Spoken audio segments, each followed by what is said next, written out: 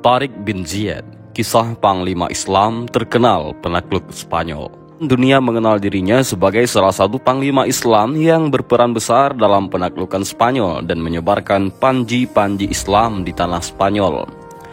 Nama lengkap penakluk Spanyol ini adalah Tariq bin Ziyad bin Abdullah bin Walgha bin Walfajun bin Niberghasin bin Walhas bin Yatufat bin Nafazu. Ia adalah putra suku Asyadaf, yakni penduduk asli daerah Al-Atlas, Afrika Utara. Ramadan 91 Hijriyah atau 2 April 710 Masehi, Abu Zar'ah meninggalkan Afrika Utara menggunakan 8 kapal di mana 4 buah adalah pemberian Gubernur Julian. Tanggal 25 Ramadan 91 Hijriyah atau 23 April 710 Hijriyah, di malam hari pasukan ini mendarat di sebuah pulau kecil dekat kota Tarifi yang menjadi sasaran serangan pertama. Di petang harinya, pasukan ini berhasil menaklukkan beberapa kota di sepanjang pantai tanpa perlawanan yang berarti. Padahal jumlah pasukan Abu Zar'ah kalah banyak. Setelah penaklukan ini, Abu Zar'ah pulang. Keberhasilan ekspedisi Abu Zar'ah ini membangkitkan semangat Musa bin Nusayr untuk menaklukkan seluruh Spanyol. Maka ia memerintahkan Tariq bin Ziyad membawa pasukan untuk penaklukan yang kedua. Dalam biografi Tariq bin Ziyad, diketahui bahwa pada hari Senin 3 Mei 711 Masehi, Tariq membawa 70.000 pasukannya menyeberang ke daratan Eropa dengan kapal. Sesampai di pantai wilayah Spanyol, ia mengumpulkan pasukannya di sebuah bukit karang yang sekarang dikenal dengan nama Gibraltar.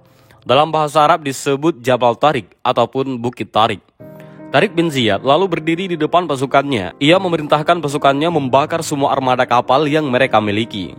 Pasukannya kaget, mereka bertanya, "Apa maksud Anda? Kalau kapal-kapal itu dibakar, bagaimana nanti kita bisa pulang?" Tanya yang lain.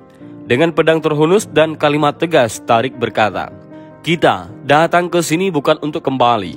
Kita hanya memiliki 2 pilihan, yaitu menaklukkan negeri ini, lalu tinggal di sini, atau kita semua binasa." Kini pasukannya paham, mereka menyambut panggilan jihad panglima perang mereka itu dengan semangat berkobar. Lalu Tariq melanjutkan pidatonya dan kemudian berpidato, "Wahai seluruh pasukan, kalau sudah begini kemana lagi kalian akan lari? Di belakang kalian ada laut dan di depan kalian ada musuh. Demi Allah, satu-satunya milik kalian saat ini hanyalah kejujuran dan kesabaran. Hanya itu yang dapat kalian andalkan.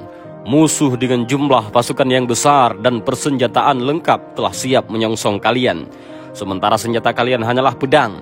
Kalian akan terbantu jika kalian berhasil merebut senjata dan perlengkapan musuh kalian. Karena itu, secepatnya kalian harus bisa melumpuhkan mereka. Sebab kalau tidak, kalian akan menemukan kesulitan besar. Itulah sebabnya kalian harus lebih dahulu menyerang mereka agar kekuatan mereka lumpuh. Dengan demikian, semangat juang kita akan bangkit. Musuh kalian itu sudah bertekad bulat untuk mempertahankan negeri mereka sampai titik darah penghabisan. Kenapa kita juga tidak bertekad bulat untuk menyerang mereka hingga mati syahid? Saya sama sekali tidak bermaksud menakut-nakuti kalian. Tetapi marilah kita galang rasa saling percaya di antara kita, dan kita galangkan keberanian yang merupakan salah satu modal utama perjuangan kita. Kita harus bahu-membahu. Sesungguhnya saya tahu kalian telah membulatkan tekad serta semangat sebagai pejuang-pejuang agama dan bangsa. Untuk itu, kelak kalian akan menikmati kesenangan hidup. Di samping itu, kalian juga memperoleh balasan pahala yang agung dari Allah. Hal itu karena kalian telah mau menegakkan kalimatnya dan membela agamanya. Percayalah, sesungguhnya Allah adalah penolong utama kalian. Dan sayalah orang pertama yang akan memenuhi seruan ini di hadapan kalian. Saya akan hadapi sendiri Raja Roderick yang sombong itu. Mudah-mudahan saya bisa membunuhnya. Namun jika ada kesempatan, kalian boleh saja membunuhnya mendahului saya. Sebab dengan membunuh penguasa zalim itu, negeri ini akan mudah kita kuasai. Saya yakin para pasukannya akan ketakutan. Dengan demikian, negeri ini akan ada di bawah bendera Islam. Pertempuran Guadalete ataupun Syud Zunah. Mendengar pasukan Tariq telah mendarat, Raja Roderick mempersiapkan 100.000 tentara dengan persenjataan lengkap. Ia memimpin langsung pasukannya itu. Musa bin Nusayr mengirim bantuan kepada Tariq hanya dengan 5.000 orang. Sehingga total pasukan Tariq hanya 12.000 orang. Pada hari Ahad 28 Ramadan 92 Hijriyah atau 19 Juli 711 Masehi, kedua pasukan bertemu dan bertempur di sekitar sungai Guadalete. Pertempuran itu dikenal dengan nama Pertempuran Shuzunah atau Pertempuran Guadalete. Julian dan beberapa orang anak buahnya menyusup ke kubu Roderick. Ia menyebarkan kabar bahwa pasukan muslimin datang bukan untuk menjajah, tetapi hanya untuk menghentikan kezaliman Roderick. Jika Roderick terbunuh, peperangan akan dihentikan. Usaha Julian berhasil. Sebahagian pasukan Roderick menarik diri dan meninggalkan medan pertempuran. Akibatnya barisan tentara Roderick kacau. Tarik memanfaatkan situasi itu dan berhasil membunuh Roderick dengan tangannya sendiri. Mayat Roderick tenggelam lalu hanyut di bawah arus sungai Barbate. Terbunuhnya Roderick mematahkan semangat pasukan Spanyol. Markas pertahanan mereka dengan mudah dikuasai. Keberhasilan ini disambut gembira Musa bin Nusyair. Baginya, ini adalah awal yang baik bagi penaklukan seluruh Spanyol dan negara-negara Eropa. Setahun kemudian, Rabu 16 Ramadan 93 Hijriah, Musa bin Nusyair bertolak membawa 10.000 pasukan menyusul Tarik. Dalam perjalanan, ia berhasil menaklukkan Merida, Sionia, dan Sevilla. Sementara pasukan Tarik membagi pasukannya untuk menaklukkan Cordova, Granada, dan Malaga. Ia sendiri membawa sebahagian pasukannya menaklukkan Toledo, ibu kota Spanyol saat itu. Semua ditaklukkan tanpa perlawanan. Pasukan Musa dan pasukan Tarik bertemu di Toledo. Keduanya bergabung untuk menaklukkan Écija. Setelah itu, mereka bergerak menuju wilayah Pyrenees, Prancis.